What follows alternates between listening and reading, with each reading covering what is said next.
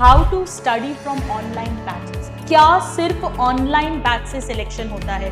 Normally students offline batch में क्यों जाते हैं कि हमारा एक अनुशासन रहता है, 6 घंटे की क्लासेस, 6 से 7 घंटे की सेल्फ स्टडी, आपका सिलेक्शन हो जाएगा।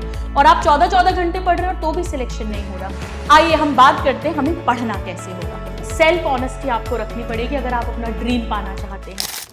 हेलो मेरे सभी नादान परिंदों, मैं हूं डॉक्टर आकांक्षा अग्रवाल, आपकी गुरु माँ।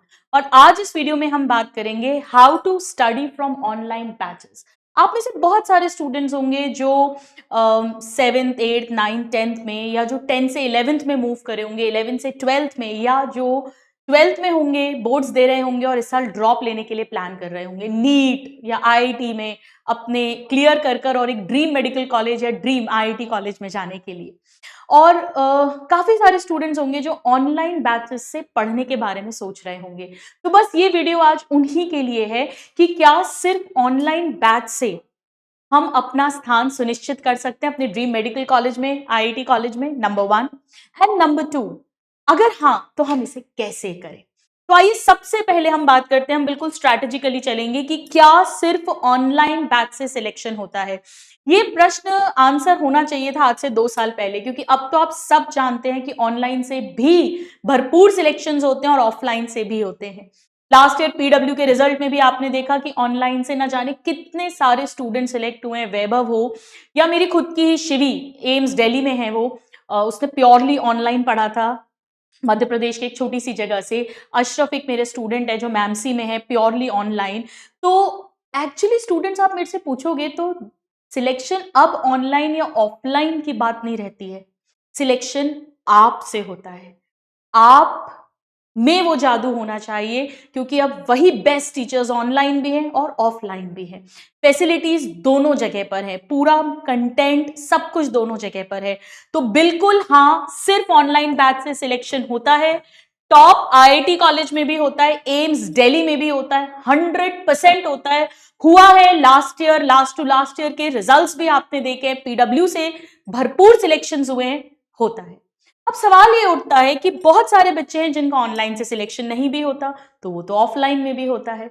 यानी अगर आप ऑफलाइन नहीं आ सकते हैं, आप ऑनलाइन पढ़ना चाहते हैं, बिल्कुल पढ़िए। पर हम ऐसा क्या करें, हम किस तरह से पढ़ें कि हमारा सीट सुनिश्चित हो जाए।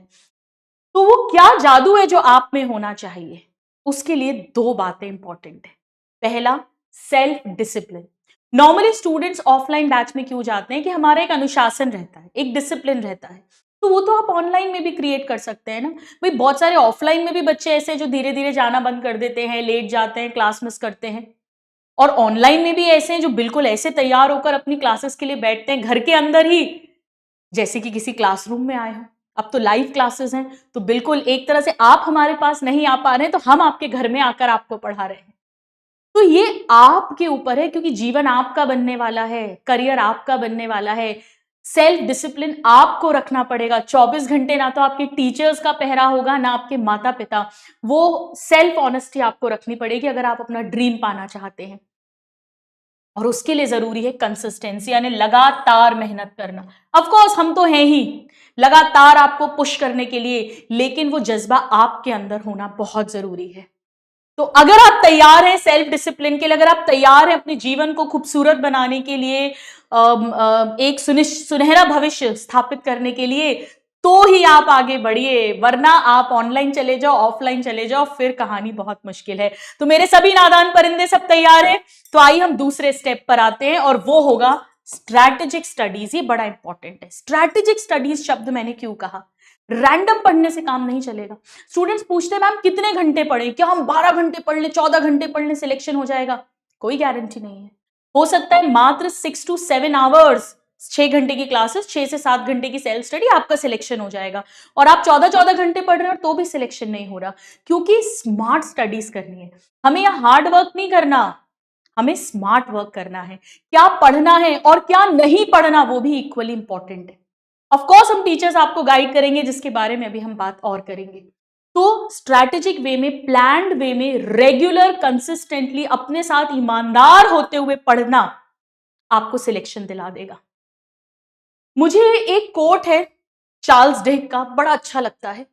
उन्होंने कहा था कि चैंपियंस एक्स्ट्रा ऑर्डिनरी चीज नहीं करते, वो ऑर्डिनरी चीज को ही करते हैं, लेकिन वो इतना फास्ट करते हैं कि सामने वाली ऑपोजिट टीम को सोचने का ही मौका नहीं मिलता। और ऐसा क्यों होता है? क्योंकि वो अपनी हैबिट्स जो सीखी है उसे फॉलो करते हैं। यानी एक ही चीज को बार बार बार बार बार बार बार बार बार बार बार बार रोज करते हैं, और वो इतने फास्ट हो जाते हैं कि उनके ब्रेन को सोचना भी नहीं पड़ता और वो एक्शन हो जाता है। बिल्कुल ऐसा ही नीट का एग्जाम होता है। एक बात याद रखिए, नीट का एग्जाम कोई बहुत तोप लोग नहीं निकालते, कोई बहुत हाई आईक्यू वाले लोग नहीं निकालते हैं। ना ही नीट के पेपर में out of the box extraordinary tough questions आते हैं। नीट में सेट लिमिटेड एरिया है जहां से क्वेश्चंस आते हैं, पर वो क्या टेस्ट करते हैं कि 3 घंटे 20 मिनट में जब आप पर प्रेशर है तब आप स्पीड के साथ एक्यूरेसी मेंटेन करते हुए और कितना सही कर पाते हैं।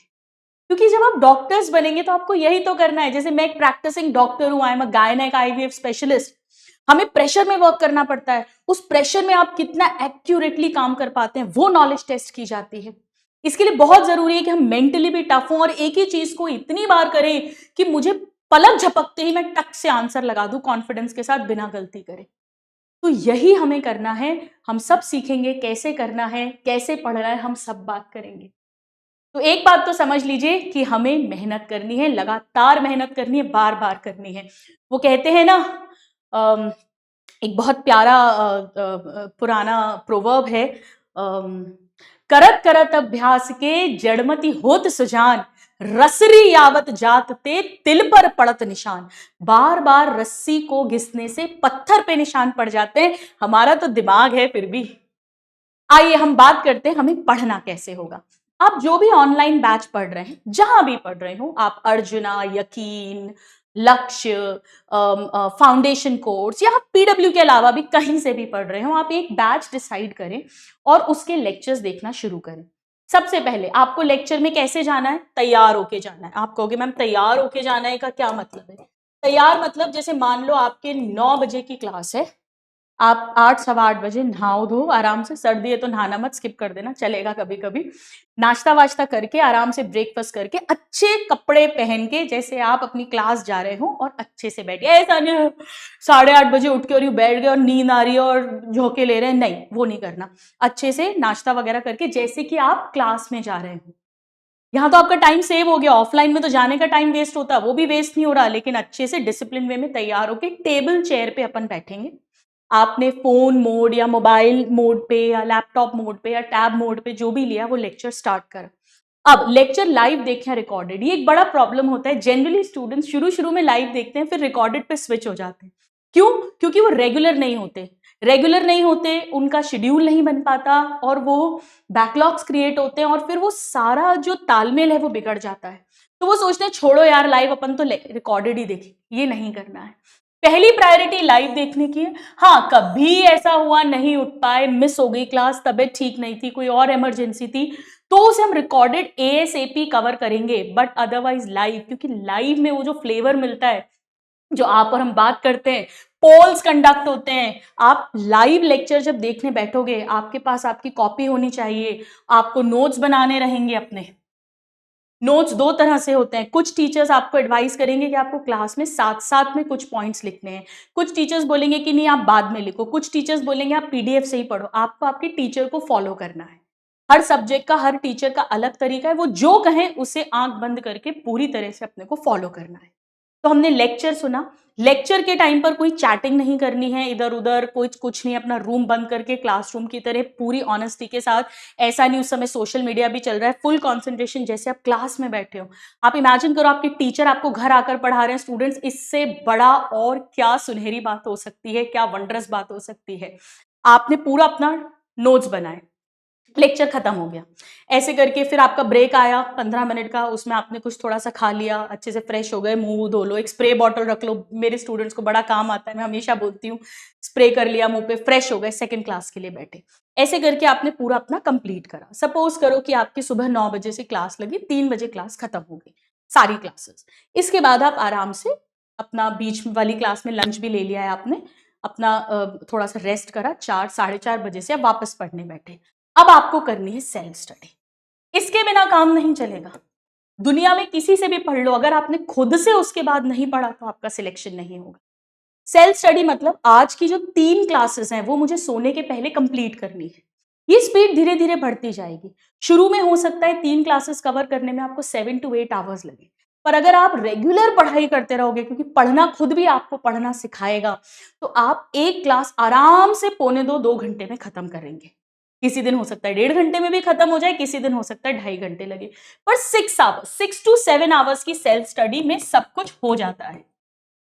इसमें आपको क्या करना है, आपने अपने एक रफ रजिस्टर साथ रखना है और जो भी सर ने या मैम ने पढ़ाया है उसको आप वापस से लेक्चर सुनते जा रहे हो। 1.7 1.8 की स्पीड पे सुनो। जहां नहीं समझ आया है वहां पर आप थोड़ा स्लो डाउन कर लो उसको और स्लो स्पीड पे सुन लो। कुछ पूरा समझ में आ गया उसे स्किप कर दो, पुराना पढ़ा है अगर या समझ आ गया अच्छे से।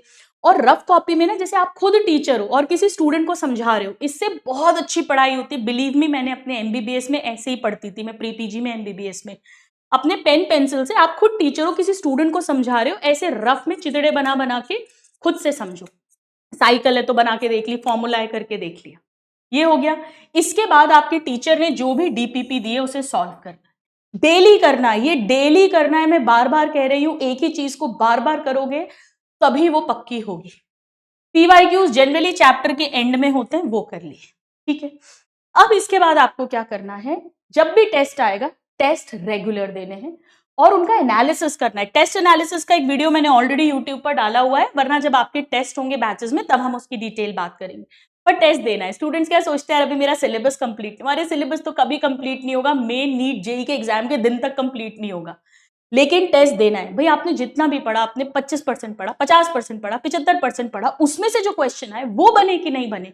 प्लस वो जो प्रेशर का माहौल होता है उससे बार बार माइंड उसमें जाता है, तो माइंड जो है उसमें रिलैक्स होना, काम डाउन होना, उसमें बिना घबराए बिना नर्वस हुए सही आंसर लगाना, हम उसको एक तरह से प्रैक्टिस मैच खिलाते हैं। तो टेस्ट बहुत इंपॉर्टेंट है। और उसके बाद रिविजन। रिविजन का मेरा क्या मतलब है, वैसे तो बैचेस में आपको बताएंगे ही। आपका टारगेट ये है कि सपोज करो आज ट्यूसडे है, ठीक है, मैंने मेरी क्लासेस करी 9 से 3, 4 साढ़े 4 बजे से मैं पढ़ने बैठी, 2-2 घंटे का धीरे धीरे सिटिंग बनेगी। एकदम से सिटिंग नहीं होगी, आप में से बहुत सारे स्टूडेंट्स की, कुछ की होगी, ज्यादातर की नहीं होगी। पर अगर आप रेगुलर पढ़ेंगे, बिलीव मी 7 8 9 डेज में आपकी सिटिंग धीरे धीरे बन जाएगी। आपने पढ़ा, आपने अपना कंप्लीट करा।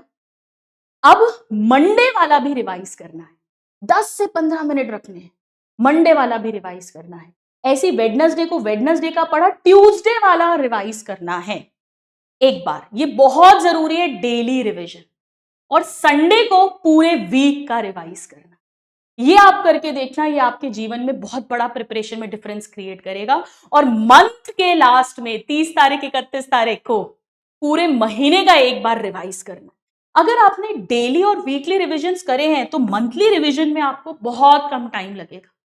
आप एक काम और करिएगा, जब आप शुरू में पढ़ेंगे तो हो सकता है कि आप एकदम से डेली की 3 क्लासेस पूरी कवर ना कर पाए।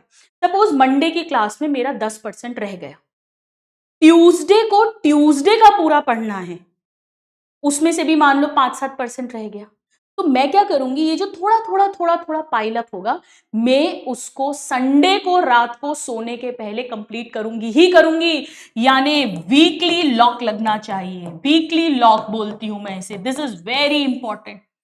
मैं एक हफ्ते में लॉक करके रख दूंगी। थोड़ा थोड़ा अगर डेली मेरा गड़बड़ा भी रहा है तो जितना जितना बच रहा है मैं उसे संडे कर दूंगी। एंड बिलीव मी, 2-3 हफ्ते आपको इसकी जरूरत पड़ेगी, उसके बाद वीकली लॉक की जरूरत ही नहीं पड़ेगी, आपके डेली लॉक्स ही होते जाएंगे। पर वो तब होगा जब आप पढ़ेंगे। इसीलिए मैंने पहले ही कहा है, आप में जादू होगा। सेल्फ डिसिप्लिन बहुत इंपॉर्टेंट है। नाउ इसके अलावा इस पूरी प्रिपरेशन में कंसिस्टेंट रहने के लिए मेंटली स्ट्रांग रहना बहुत जरूरी है। हमारी आदतें पड़ी होती हैं, हम टाइम वेस्ट करते हैं। पूरी दुनिया पे 24 घंटे हैं ना, 1 मिनट कम ना ज्यादा, पर टाइम मैनेजमेंट गड़बड़ के कारण कोई बहुत कुछ कर जाता है लाइफ में और कोई उतना टाइम को यूटिलाइज नहीं कर पाता। मेंटली प्लान्ड वे में स्टडीज करने के लिए, रिलैक्स रहने के लिए, मैं इसे कहती हूँ जागृति डायरी। आप कहीं भी पढ़ रहे हो, किन्हीं से भी पढ़ रहे हो, जागृति डायरी बनाइए। एक डायरी जिसके ऊपर सुंदर से जागृति लिखिए और उसमें डेली की अपनी लिस्ट बनाओ, एमसीडी लिस्ट। ट्यूसडे को क्या करना है वो मंडे की रात को लिखो, इसमें लिखो। आपके 10 मिनट लगेंगे, लेकिन ये वंडरस रिजल्ट्स प्रोड्यूस करती है। मेरे स्टूडेंट, बहुत सारे स्टूडेंट्स मुझे डेली अपनी एमसीडी लिस्ट फॉरवर्ड करते हैं। Must do, can do and don't do. क्या काम है, क्या चीजें हैं जो मुझे करनी ही करनी है कल। फॉर एग्जाम्पल कोई डीपीपी है, कल का लेक्चर है।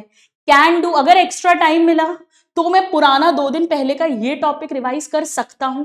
और डोंट डू, मुझे सोशल मीडिया आधे घंटे से ज्यादा नहीं चलाना है, मुझे इतने घंटे नहीं सोना है, जो आपको नहीं करना है।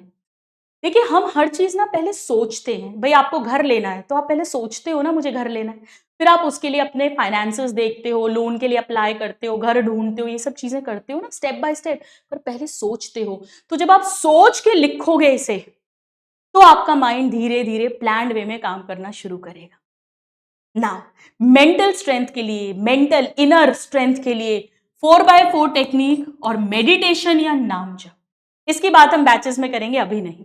तो हमने लेक्चर्स देखे, नोट्स बनाए, सेल्फ स्टडी करके उसे पक्का करा, डीपीपी सॉल्व की, पीवाईक्यू किया, टाइम टू टाइम टेस्ट दिया, daily, weekly and monthly revisions दिए। अब एक बहुत बड़ी गड़बड़ जो स्टूडेंट्स करते हैं, वो क्या करते हैं कि वो 10 जगह से पढ़ना शुरू करते हैं। शुरू शुरू में तो रेगुलर होते हैं, फिर वो इररेगुलर हो जाते हैं। कहीं पर किसी का वन शॉट आ गया, वो देख लिया, और वो सर ने वो पढ़ाया है तो वहां भाग गए। नहीं, मेरे तो गिरधर गोपाल दूसरों ना को, एक बैच फॉलो कीजिए, पर सब्जेक्ट 1 टीचर फॉलो कीजिए, और उन्हीं की दी हुई डीपीपी नोट्स या कोई एमसीक्यू बुक फॉलो कीजिए। That's it. Is it sufficient for NEET clearing? Yes, मैंने खुद ने अपना नीट क्लियर किया है, अपना प्री पीजी क्लियर किया है, मैं एमबीबीएस एमएस प्रैक्टिसिंग डॉक्टर हूं। Believe me, this is more than enough. This is not enough, this is more than enough. आप कोई भी रैंक निकाल सकते हैं अगर आपने ये काम लगातार रोज कर लिया। 1 साल, 2 साल, 3 साल, जो भी आपकी प्रिपरेशन का टाइम है, अगर आपने उसे रेगुलर कर लिया, हाँ आप 11th में, हाँ आपने रेगुलर कर लिया, 12th में रेगुलर करा, ड्रॉपर रेगुलर करा, आपका सिलेक्शन हो जाएगा। क्योंकि जब आप ये करेंगे तो आपके बैकलॉग्स क्रिएट नहीं होंगे, आपका स्ट्रेस क्रिएट नहीं होगा, आपको बस कंसिस्टेंट रहना है। ऑनलाइन बैच से बहुत शानदार सिलेक्शंस होते हैं, बस रेगुलरिटी चाहिए। बच्चे क्या करते हैं, क्लासेस में आना बंद कर देते हैं, क्योंकि कोई सुपरविजन तो है नहीं, वो नहीं करना है हमें। एल्बर्ट आइंस्टीन जी ने बहुत अच्छी बात कही थी, मुझे बड़ी अच्छी लगती है, कि जिंदगी साइकिल चलाने के जैसा है, बैलेंस बनाए रखने के लिए आपको चलते रहना होता है। आपको रेगुलर पढ़ना है। शुरू में हो सकता है आपके नंबर कम आए टेस्ट में, आप डीमोटिवेट होकर क्लास आना मत छोड़ो। Balancing of the subjects important है। शुरू में हो सकता है किसी पर्टिकुलर सब्जेक्ट से, फॉर एग्जांपल बायो वालों को जनरली फिजिक्स से बड़ा डर लगता है, फिजिक्स को नहीं पढ़ते, जूलॉजी में मजे आ रहे हैं वो पढ़ते रहते हैं। ऐसा नहीं करना, आप पढ़ो, फिजिक्स पढ़ो पढ़ो पढ़ो, सब्जेक्ट खुद अपने आप को पढ़ना सिखाएगा। आपको चलते रहना है, आपको कंसिस्टेंट रहना है, धीरे धीरे अपने आप चीजें बैलेंस में आएंगी। तो I hope my dear students, मेरे सभी नादान परिंदों, कि आज जो हमने बातें की हैं वो आपको हेल्प करेंगी ऑनलाइन बैचेस से पढ़ने में, और गाइडेंस देंगे कि किस तरह से हमें ऑनलाइन बैचेस से पढ़ के उनका मैक्सिमम फायदा लेकर अपने ड्रीम मेडिकल कॉलेज या आईआईटी में जाना है। All my love and all my blessings. God bless you. Thank you.